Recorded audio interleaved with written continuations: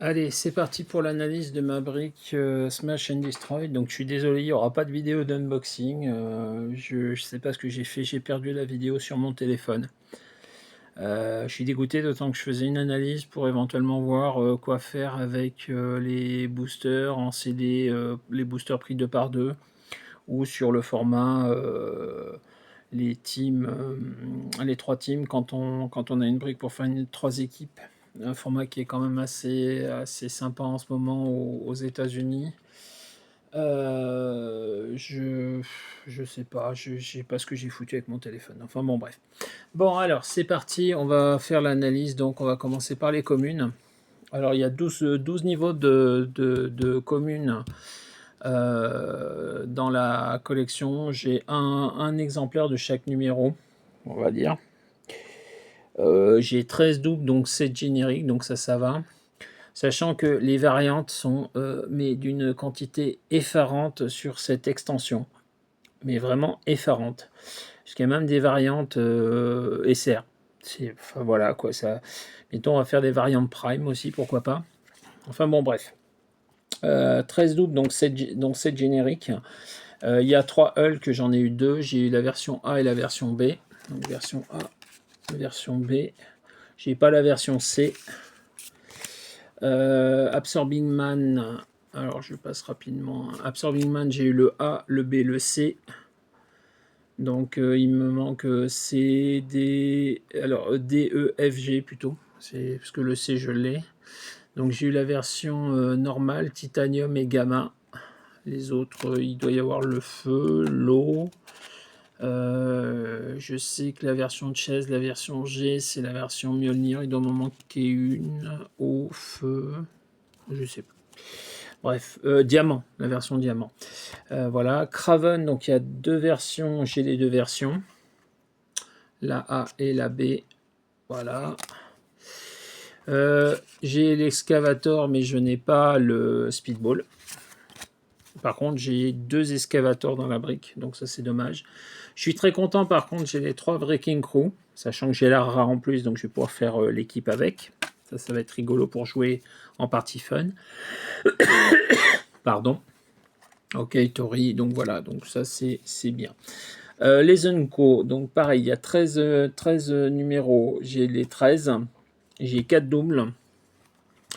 J'ai donc Brown, mais j'ai pas de Dizir version normale. J'ai le Général Ross, mais je n'ai pas la version, enfin le A qui est Steve Rogers. Et puis j'ai Azmat en version B, mais pas en version A. Donc voilà. Donc il me manque 3 Unco sur la brique. S'il n'y avait pas de variante, j'aurais toutes les Unco. Mine de rien, ça le fait. Les rares, j'en ai 7 sur 8. Donc la seule qui me manque, c'est le Destroyer, puisque j'ai eu le Destroyer Prime, mais je n'ai pas eu l'équipement de base. Donc on reviendra sur le Destroyer dans quelques instants, puisque pour le coup, j'ai sorti les figurines les plus importantes du tirage pour vous les montrer. Donc Taxmaster, j'ai eu la version B, donc je suis content, c'est la version Hawkeye, mon personnage préféré. Donc là, pour le coup, ben, la vie est belle. J'ai eu Goliath, mais j'ai pas eu Giant Man. J'ai eu le Rhino, mais j'ai pas eu l'Abomination. Et puis j'ai eu donc les autres rares. Donc j'ai toutes les rares sauf le Destroyer. Mais par contre, j'ai le Destroyer Prime. Alors, le Destroyer Prime, le voilà. Un bon gros bébé à 270 points, bien violent, bien qui tâche, avec une version à 150. C'est la première fois qu'ils font une figurine qui est en scellé et limitée, puisque si vous l'ouvrez en scellé ou en draft ou en quoi que ce soit de format limité, vous êtes obligé de le jouer en 150, vous ne pouvez pas le jouer en 270, il est considéré comme trop fort en 270 points. C'est vous dire si le truc est équilibré. Voilà, alors si je me rappelle bien la version basique, c'est exactement la même sculpture, sauf qu'il n'y a pas la petite flamme sur le bras. Voilà, c'est tout ce qui change. Le reste, après, ça doit être absolument identique. Alors, on va quand même faire le tour et on va voir un peu pourquoi il est tellement fort. Donc, on peut lui donner 2 pilotes, donc des personnages single base qui sont dans votre sideline avec le mot-clé Asgardien et uniquement Asgardien. Vous pouvez tourner donc les 2 pilotes sur n'importe quel clic. Il peut utiliser les pouvoirs d'attaque et de dommages standards qui sont montrés sur les clics en question. Quand le destroyer est mis KO, eh ben, vous générez les 2 pilotes depuis la sideline sur leur dernier clic avant KO. Et ils peuvent pas être soignés ou remplacés et ils sont retirés du jeu sans être scorés s'ils prennent des dommages. Et ça, c'est protégé contre Pulse Wave. Et c'est surtout ça qui est très fort. Quand il est sur les clics avec le pouvoir spécial de dégâts, une fois par tour quand il touche, après la résolution, vous pouvez choisir un personnage choisi pour son entrée pilote, donc un des 2 Asgardiens dans la sideline. Vous pouvez faire une action gratuite avec le Destroyer. Il peut utiliser n'importe quel pouvoir standard montré sur le dial de ce personnage durant cette action. C'est-à-dire que là, par exemple, la chaise que j'ai eue, c'est Thor. Donc Thor qui est Asgardien. Voilà sa carte. Donc par exemple, il peut tout à fait faire un running shot Psy Blast, un running shot explosion d'énergie. Voilà, par exemple, une charge super force. Tout va bien. Le Destroyer peut faire ça en action gratuite, s'il a touché pendant son tour. C'est affreux, c'est affreux. Et en plus, il a donc un pouvoir blanc de défense qui dit qu'il est à Impervious, donc il peut éviter tous les dégâts. Et en plus, il réduit les dommages pénétrants qui lui sont faits par des personnages qui coûtent moins de points que lui. C'est-à-dire qu'en gros, tous les pénétrants étaient ignorés en CD à 270 points, puisqu'il n'y a rien de plus cher que lui dans l'extension Smash and Destroy. Donc c'est pour ça qu'en fait, ils l'ont limité à 150 points.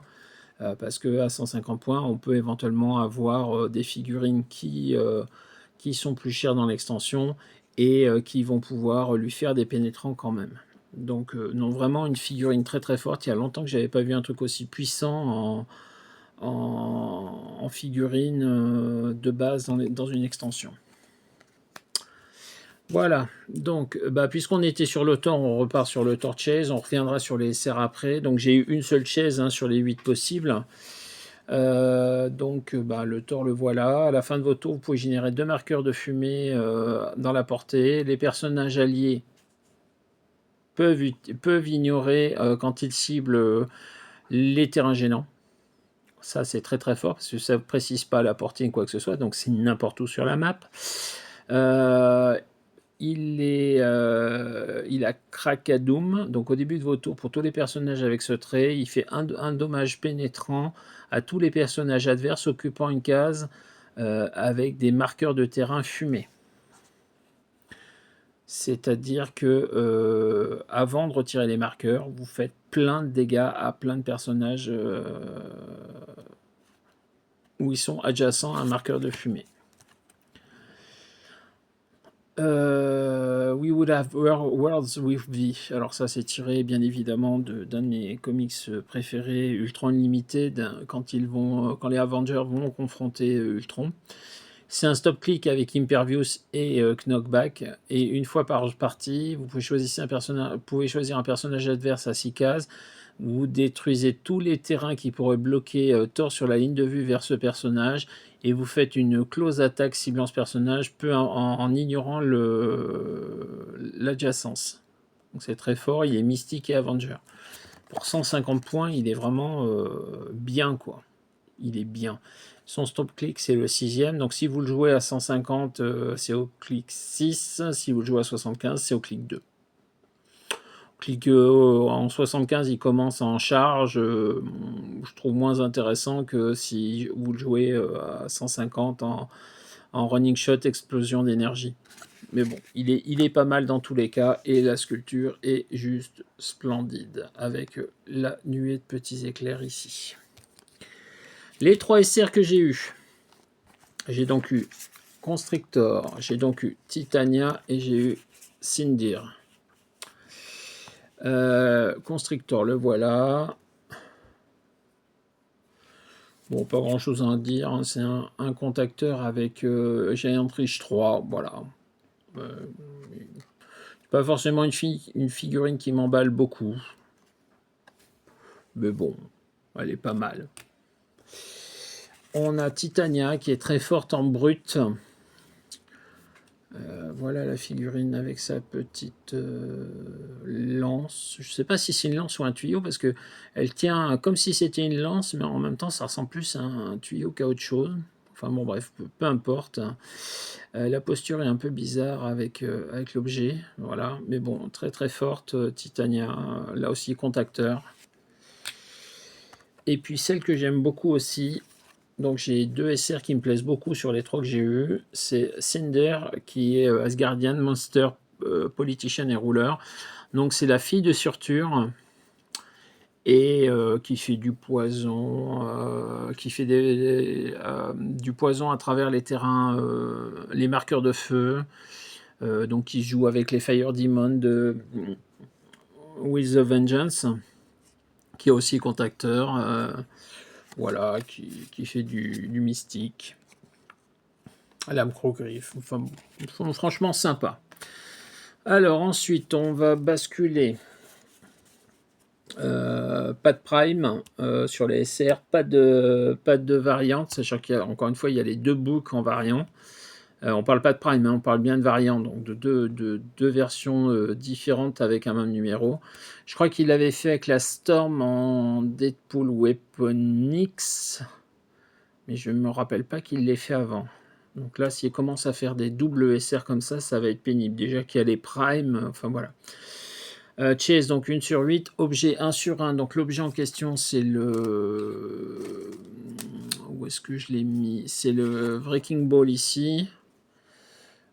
Qui peut être utilisé par l'Absorbing Man. Alors je suis très très très surpris qu'il ne soit pas utilisé par Thunderball. Puisqu'au final, Thunderball, le boulet en français, a aussi un boulet de la même façon. Donc je pensais qu'il serait utilisable gratuitement par le boulet. Ben, finalement non.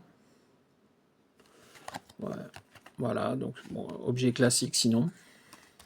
J'ai eu aussi, hop là, reste avec moi le téléphone, j'ai aussi 2 terrains, donc j'ai eu un terrain spécial, le Pit Trap, et un terrain basique, qui est celui-là, que j'ai pas sorti de son emballage, hein, donc c'est juste un terrain, voilà, comme ça. Je crois qu'il y en a 18 des terrains, mais je suis pas sûr, donc j'ai mis un point d'interrogation sur la feuille, voilà. Et puis, ben, les one-shot. Il y en a 4 différents, j'en ai eu 3, j'en ai eu un quatrième en double. Donc il m'en manque un et j'en ai un en double. J'ai l'impression que c'est assez souvent le cas sur le tirage des cartons, qu'on a 4 one-shot dans la brique, pardon. Qu'on a 4 one-shot dans la brique, mais il en manque toujours une. Et je crois pas que le quatrième soit dans le Playatom Kit, contrairement à Collector Strove. Donc je pense que c'est vraiment une pure question de tirage. Et donc on termine avec la Legacy que je crois pas avoir montré, qui est donc Maestro. Voilà donc mon tirage sur cette brique de Smash and Destroy. Globalement assez content. Bon, au niveau de la chase, je pense que j'aurais préféré avoir Freya ou le Steve Rogers Captain America là, avec le dino et la reine. Mais la chaise est sympa et puissante, donc ça le fait. Voilà. Et puis sinon, ben, pour le reste, assez content. J'aurais juste aimé avoir un excavator de moins et un speedball à la place. Le reste, le tirage est quand même assez cohérent et j'en suis assez content. Voilà, voilà. À plus tard.